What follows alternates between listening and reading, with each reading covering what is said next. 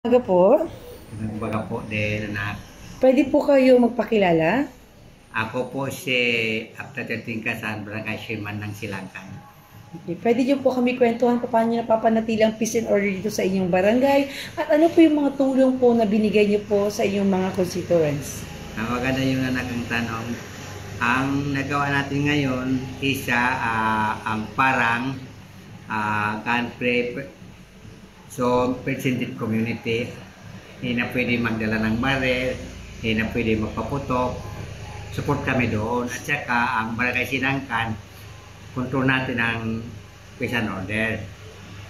Mga isang taon na ako ngayon siguro nagbarangay, dalawa ng project natin dumating. Ano po yung unang project? Ilaw at saka tubig. Ilaw pa dito. Wow. At saka marami pa akong gustong may tulong sa mga pan natin dahil improve natin ang BAM, nalis ng suro sa BAM. So ano pa yung gusto nyong hingiin sa gobyerno?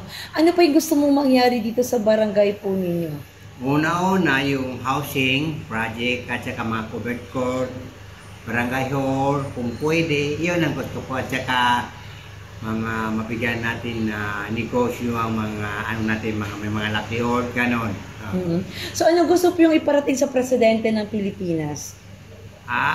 Ang party ko na sa presidente natin, kaya nga namin ang tulong niya. Ano po yung gusto niyo tulong ibigay sa inyo? Yung hanap buhay ng mga ano natin sa Silangkan. So maliban po sa kabuhayan po ng inyong constituents, ano pa po yung gusto niyong ibigay sa inyo? Yung mga ano, kung pwede sana, yung bigyan kita ng pagnegosyo, yung mga fishing o agriculture, pwede yun. Para po sa pagkabuhayan. Sa mga infrastructure po, maliban sa housing, ano pa gusto niyong ibigay sa inyo? Ang gusto ko yung mabigyan tayo ng project. Ano pa pong project maliban sa pabahay? Ano pa pong gusto niyong ibigay sa inyo? Kung pwede sana,